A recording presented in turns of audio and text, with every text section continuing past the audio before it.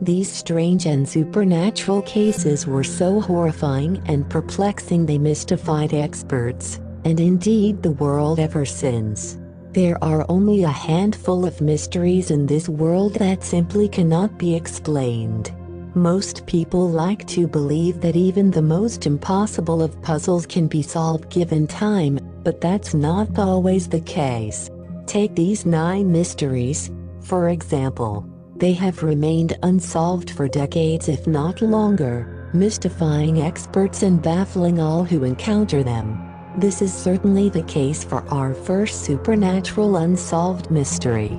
The Dyatlov Pass Incident is known to be the most bizarre, not to mention terrifying mysteries of the modern age. The unfathomable deaths of 9 Russian mountaineers whose cross-country skiing trip ended in a tragedy so horrifying and perplexing that it has mystified experts, and indeed the world ever since. 1. Dyatlov Pass Incident. On January 25, 1959, 9 Russian students embarked on a journey across the Otorten mountain range, which is nestled in the northern Urals, for a strenuous cross-country skiing trip. 8 days after they were due to arrive at their end destination, a search party set out to find the missing mountaineers. On February 26, the search party came upon the flapping remains of a tent pitched on ski poles on an uppermost slope of Kolotsayakal, or Mountain of the Dead in the native language of northern Siberia. The tent had been ripped apart, torn to shreds from the inside, suggesting that they had fled in panic. Footprints found around the outside of the tent indicated that those who fled into sub-zero temperatures did so in just their socks or barefoot, and in one case a single shoe. 2 sets of prints led down a slope toward a densely forested area which would lead the searchers to the first bodies. Besides the remains of a long burned-out fire, beneath a looming, ancient pine tree was the frozen bodies of 2 hikers. The searchers noted with bewilderment that both men were naked and shoeless, save for their underwear. They also noted that the branches of the pine tree had been snapped off up to a height of almost 15 feet, indicating that the pair had frantically attempted to climb the tree for safety. Around 350 yards away lay the body of 23-year-old engineering student Igor Dyatlov. His name would later be given to the area where the tragedy took place. Nearby, the remains of 3 more bodies were discovered under 4 inches of snow. The bodies were found in a line, 200 yards apart, suggesting they had been trying to crawl behind each other back up to the shelter of the tent. 2 months after the initial search, the remaining bodies of the group were found, buried under 15 feet of snow in a den they had desperately hollowed out for themselves before succumbing to the cold. Some had broken bones and terrible internal injuries, but, strangely, no external wounds. Not even a scratch could be found upon their skin. Stranger still, odd bits of their clothing contained higher than normal levels of radiation. The post-mortem examinations of the 9 bodies also threw up a string of bewildering anomalies. What could cause 9 experienced mountaineers to flee in terror into sub-zero temperatures? Why were some fully clothed, but others nearly naked? Most disconcerting of all was the body of Lyudmila Dubinina, which was missing its tongue and eyes. There are various theories concerning what happened in those dark and dreadful hours on the Mountain of the Dead. Possible explanations such as an avalanche or the Russian military and secret experimental weapons testing have been blamed. Even Yetis and alien abduction, the latter being the belief of Soviet investigators at the time, are also popular theories. However, the simple fact is no theory holds up to scrutiny. and so endures the legend of Dyatlov Pass, one of the greatest unexplained mysteries of our time.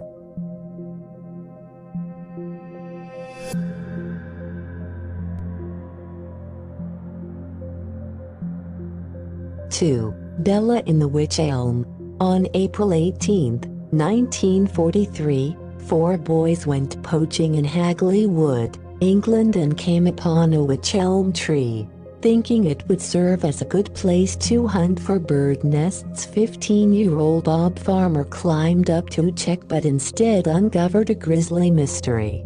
Inside the hollow opening in the tree trunk, wedged tightly inside, was a woman's skeleton, entirely complete except for one missing hand.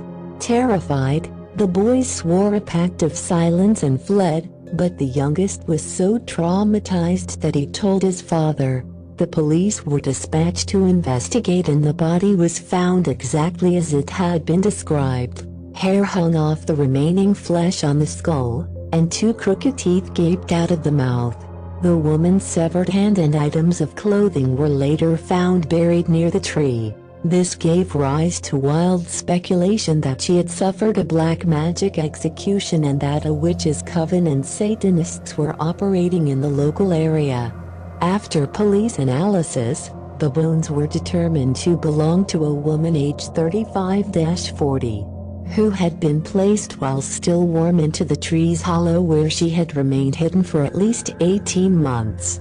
Adding to the already baffling mystery, locals named the unidentified woman Bella after graffiti began appearing across the region asking who put Bella down the wych elm. No one came forward with information in Bella's true identity, and her death remained unsolved.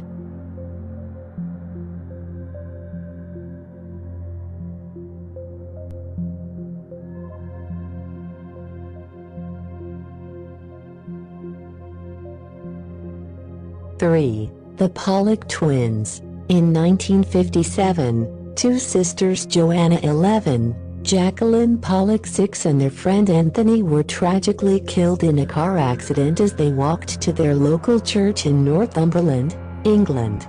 Their parents were left grief-stricken. John and Florence hoped and prayed their daughters would come back, and it seems their prayers were answered.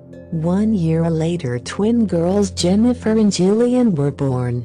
The Pollocks were surprised to find that Jennifer, the younger twin, had birthmarks on her body and face in exactly the same place as Jacqueline had.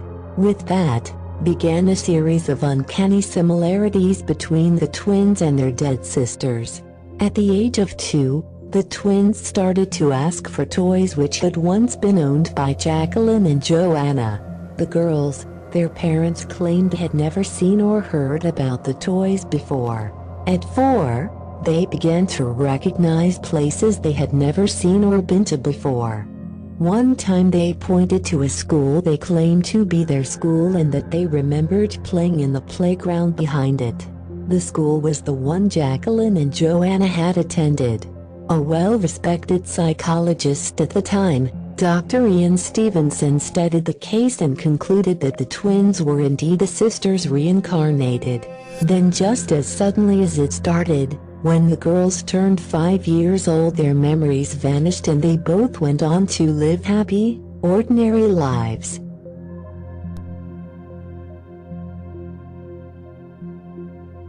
Four. Dutch SS Ernmedon.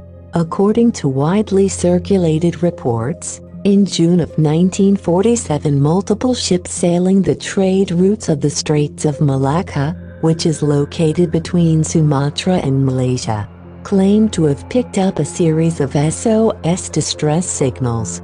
The unidentified ship's message was as simple as it was terrifying: all officers including captain are dead, lying in Chartreman Bridge.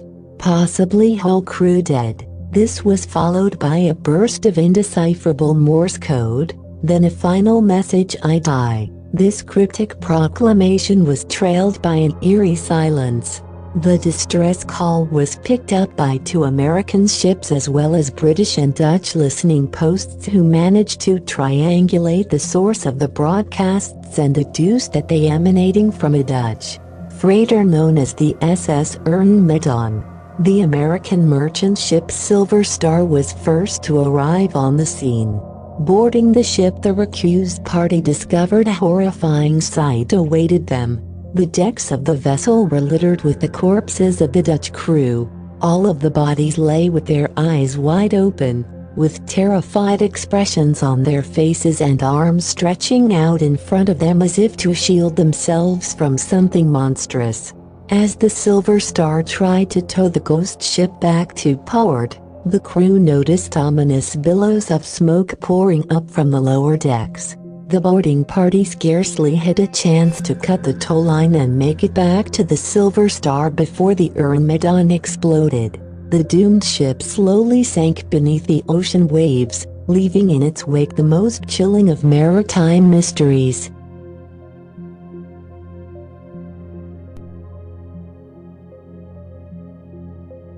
'5. The WOW signal.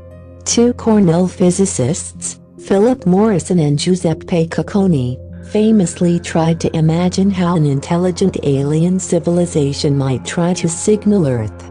"We should look," they said, "for a radio transmission." 18 years later their prediction came true. Jerry Emmon was a volunteer researcher for Ohio State University's now-defunct Big Ear Radio Observatory for SETI search for extraterrestrial intelligence. He was tasked with scanning radio waves from deep space, in hopes of finding a signal that bore hallmarks of being sent by an intelligent life form. On August 15, 1977, Emmon saw his measurements spike.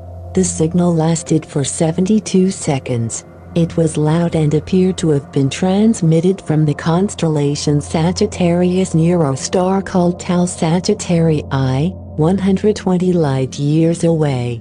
Emmon wrote the words "WOW" on the original printout of the signal, thus its title is the WOW signal.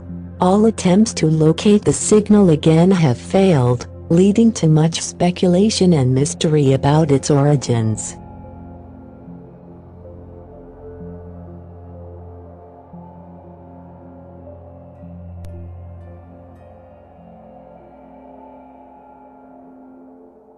Thanks for watching and don't forget to subscribe for more videos.